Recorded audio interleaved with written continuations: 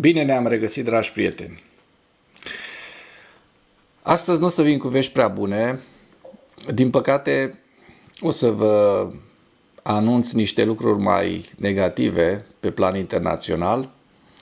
Nu-mi place să dau astfel de vești. Dacă vă amintiți, eu vă spuneam că cel mai mare pericol pentru noi nu este Rusia, ci Statele Unite ale Americii. Și de ce spuneam lucrurile astea? Gândindu-mă, bineînțeles, că Trump va fi reales la realegerea lui Donald Trump, mă gândeam, și știam toată mineriada pe care a făcut-o acum 4 ani și cunoșteam foarte bine puterea economică și militară a Statelor Unite ale Americii și punând în balanță puterea economică și militară a Rusiei, care, așa cum vedem, sunt destul de mici.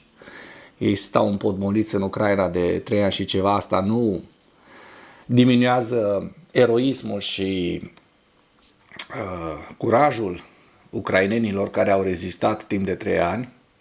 O țară mult mai mică decât ei, așa cum se vede și pe hartă, și ca populație de 4 ori mai mici.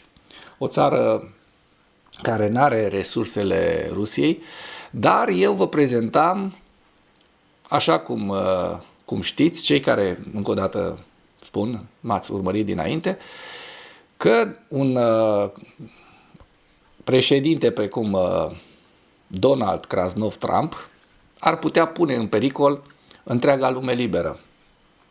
Pentru că deține o putere foarte mare militară, Statele Unite ale Americii sunt numărul 1 mondial. Și citind mai multe știri și uitându-mă pe niște situații, văzând că acum o să vă spicuiesc din niște informații pe care le-am citit și mi s-au părut foarte interesante, China, Japonia și Coreea de Sud au decis să răspundă împreună, în bloc, tarifelor lui Trump. Este ceva fără precedent în istoria lumii și un eșec monumental al politicilor stupide ale lui Donald Trump. China împreună cu Japonia și cu Coreea de Sud. Da? Și eu zic aici că și Uniunea Europeană a intrat în schemă, pentru că Ursula von der Leyen astăzi va anunța ceva, un lucru devastator pentru Statele Unite ale Americii, așa cum a spus, și cred că are niște ași în mânecă, că altfel n-ar fi anunțat ea chestia asta. Eu cred că și Uniunea Europeană s-a aliniat cu aceste 3 state. Astăzi, prin Ursula, Uniunea Europeană l-a amenințat direct pe Trump cu un răspuns devastator la taxe puse aiurea. Uniunea Europeană este foarte echilibrată, așa cum știm, în păreri și în prudență. Faptul că se întâmplă asta înseamnă că există cel puțin o discuție cu China pe sub masă. Uniunea Europeană joacă tare pentru că are ceva în mână și Uniunea Europeană, așa cum știm, nu blufează de obicei. Nu este ca și Trump, nu este ca și Putin, care să blufeze, să-și încoarde mușchi. Uniunea Europeană ripostează la nevoie. În momentul de față noi trebuie să înțelegem acest lucru și bine face, pentru că altfel cu acești berbeci, atât cu Putin cât și cu Trump, nu merge altfel. China, Japonia, Coreea plus Uniunea Europeană, așa cum vă spuneam, s-ar putea să fie împreună în acest război comercial pe care Statele Unite ale Americii, nesiliți de nimeni, l-au declanșat împotriva lumii. Doar aceste 2 lucruri înseamnă că ne îndreptăm cu viteză către un război comercial. Și asta înseamnă criză economică. Politicile lui Trump sunt absolut catastrofale pentru Statele Unite ale Americii. Vom vedea că Trump va ajunge să fie judecat pentru răul făcut Statelor Unite ale Americii. În fiecare zi ies dovezi că oamenii din jurul lui Trump sunt oamenii Rusiei. Eu zic că și Donald Krasnov Trump este omul Rusiei și dacă așa cum v-am prezentat acum câteva săptămâni, Musaev, Alnur Musaev, fostul șef al KGB-ului din Kazakhstan, care l-a deconspirat pe Trump. De ce ar fi făcut-o? Nu știm. Din păcate, România este prinsă în acest moment și va suferi foarte mult. Și de aia vin cu o recomandare. Știți că nu prea fac recomandări să fiți prudenți, să nu investiți. Nu mă bag la lucruri de acest gen. Dar eu, ca antreprenor, înainte de alegerile din toamnă, inclusiv din Statele Unite ale Americii, cât și din România, am oprit toate investițiile, aveam de gând să investesc, să măresc spațiul. N-am mai făcut-o pentru că în momentul de față nu este un moment bun pentru a investi, nici în propriile firme și nici în piața de capital, în bursă, pentru că vor urma zile foarte, foarte grele, iar România, cu deficitul bugetar de peste 7%, chiar și anul ăsta va fi un deficit bugetar de peste 7%, după ce anul trecut am avut peste 8%, România va trebui să facă niște reforme foarte dure, indiferent cine va veni la guvernare, sau va ajunge în incapacitate de plăți. Asta o spun cu toată responsabilitatea, fără să supăr și să ameniți pe nimeni. În jur de 300-400 de mii de oameni vor trebui să-și găsească locuri de muncă în altă parte, din mediul, nu din mediul privat, ci din aparatul bugetar de stat, iar din privat vor da foarte multe firme faliment și astfel foarte mulți oameni își vor pierde locurile de muncă, pentru că noi nu suntem o economie precum economiile scandinave, de exemplu, sau din vestul Europei, care sunt pe niște deficite bugetare de 1%, 2% maxim. Noi vom avea de suferit cel mai mult din această poveste, dar acest lucru poate să fie și o oportunitate pentru reformă și, din păcate, la pachet cu această reformă, așa cum vă spuneam, o să vină și niște costuri economice foarte, foarte mari, inclusiv pentru mediul privat. Așa că, foarte mare atenție la ce faceți. Nu vă cumpărați în momentul ăsta mașini în leasing, nu mergeți în concedii extravagante, nu faceți credite pentru a vă lua concedii extravagante sau a vă cumpăra nu știu ce bunuri. Nu e prea ok pentru mine să recomand să nu investiți nici în imobiliare, pentru că eu depind de acest lucru. Am o firmă de distribuție cu materiale de construcție, mai precis cu accesorii pentru materiale de construcție și echipamente. Deci, da, nu e ok pentru mine să fiu atât de cinstit și să vă spun lucrurile astea, dar vi le spun. N-am făcut-o până acum pentru că am zis că poate reușește lumea asta liberă să se întremeze cumva. Din păcate va veni o criză atât de mare, mai mare decât cea din pandemie sau cea din 2008-2012. Și atunci trebuie să fim foarte atenți cu fiecare bănuț pe care îl cheltuim și să strângem șurubul. Acum mă refer la noi, cei din privat, pentru că statul, așa cum veți vedea, și el se va alinia, pentru că nu mai sunt bani.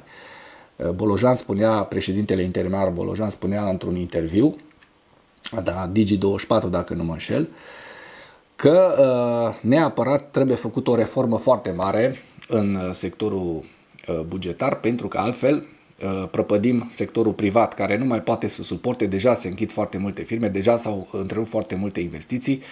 Nu vreau să fiu un fel de Dr. Doom, un fel de prezicător al dezastrului, dar acolo ne îndreptăm cu politica lui Trump, care a declarat război comercial întregii lumi libere, iar noi, așa cum știm, o țară foarte vulnerabilă, pentru că cheltuim mult mai mult decât producem, avem niște deficite bugetare și de concurent foarte mari și atunci noi vom simți mai mult criza aceasta. Depinde de fiecare cum va reuși să iasă din această menghină economică, care eu zic că o să dureze câțiva ani buni.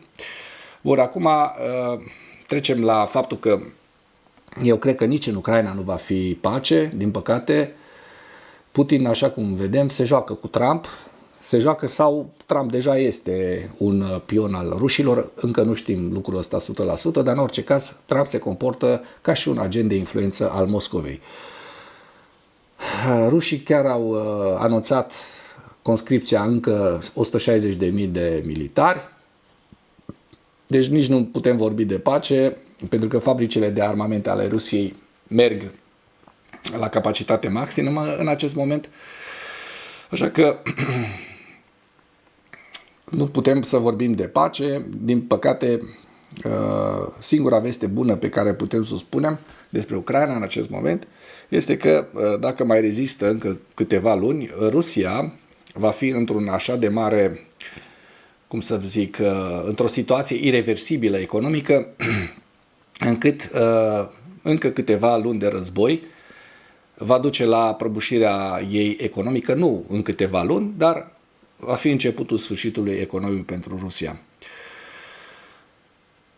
Încă o știre care era foarte interesantă, în Israel se discuta despre faptul că astăzi Statele Unite împreună cu Israel ar fi trebuit să atace Iranul. Se spune că China a mutat flota de război în poziții ofensive în Taiwan, deci este un fel de joc de șah. Așa că Statele Unite ale Americii nu poate să atace în momentul de față Iranul, pentru că China ar ataca în secunda 2 Taiwanul. O să vedem dacă se întâmplă ceva în acest sens, dar eu cred că chinezii în momentul de față îi țin în șah pe americani, atât militar cât și economic. O să vedem ce anunță astăzi Ursula von der Leyen. Eu cred că o să anunțe un parteneriat cu Japonia, Coreea de Sud și, așa cum știm, cu China. Și, din păcate, toate lucrurile astea vor duce la, dincolo de război economic, dacă Statele Unite ale Americii vor fi în mare pericol și poporul, americanii, nu vor reuși să înlăture administrația Trump, ne putem îndrepta spre chiar un conflict major de tip militar, un al treilea război mondial. Dar să sperăm că nu vom ajunge în acel punct. Ia auziți-o pe asta, fraților. Și citez Țigan Ursar. Cred că nivelul discuției și tehnicile folosite împotriva noastră sunt abjecte. Nivelul a scăzut foarte, foarte mult. Nu e posibil așa ceva. Am bunici de lângă Sinești și Lilieci și bunicul meu mai degrabă era spre etnia romă. Nu e o rușine asta.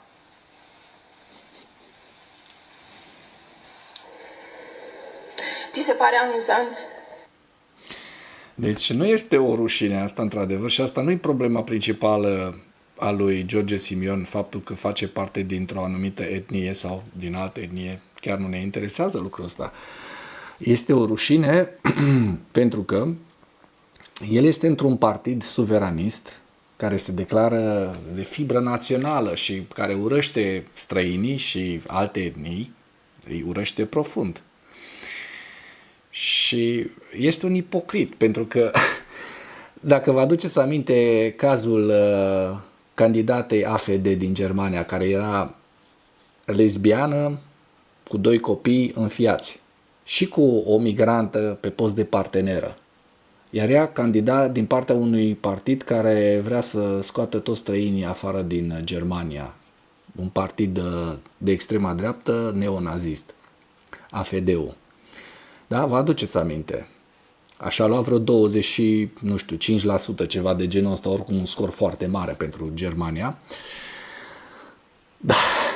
Ce vreau să vă spun este că este o paralelă între acest George Simion și candidata AfD. Pentru că amândoi sunt ipocriți. Omul ăsta se prezintă drept mare suveranist, mare patriot, este un român pur sânge, cum s-ar zice, dar de fapt el recunoaște că niște rude de ale lui sunt de etnie romă. Ceea ce este o ipocrizie, pentru că oamenii ăștia, extremiștii de dreapta, izolaționiștii, vor să facă o epurare etnică, nu doar politică în România, și de-a lungul timpului George Simion s-a afișat în mai multe ocazii cu acest discurs de extrema dreaptă, revendicat de la legionarii români, Corneliu Zelea Codreanu și ceilalți corifei, și el de fapt are niște rude de etnie romă. Problema lui asta, ipocrizia, și apoi a doua chestiune este un bandit, un golan, care, așa cum l-am văzut, s-a comportat mizerabil și în Parlamentul României, în mai multe dăți, a avut niște ieșiri atât față de ministrul energiei, dacă vă aduceți aminte, cât și de fosta lui colegă de aur, Șoșoacă. Așa că, după părerea mea, acest George Simion nu poate să fie o soluție viabilă de vot pentru niciun om întreg la minte. Și așa cum vedem, acest George Simion conduce în clasamentul în sondaje, ca să zic așa, este pe primul loc la prezidențiale, iar noi suntem o țară, așa cum vă spuneam, foarte, foarte instabilă economic, care în momentul în care vine criza, și va veni criza 100%, asta ne mai lipsește, să ne alegem un astfel de președinte în fruntea statului, unul de ăsta sau pe Ponta, că și Ponta, nici Ponta nu-i mai bun. Și atunci noi, aliații noștri europeni și cei care ar putea să ne salveze economic, bineînțeles, pe lângă faptul că noi va trebui să ne salvăm singuri economic, să facem niște reforme foarte dure, o să ne îndepărtăm cu astfel de oameni extremiști și o să ajungem, dincolo de incapacitate de plăți, nu vom mai putea să plătim salarii și pensii, pentru că nimeni nu o să ne mai împrumute cu astfel de oameni președinți.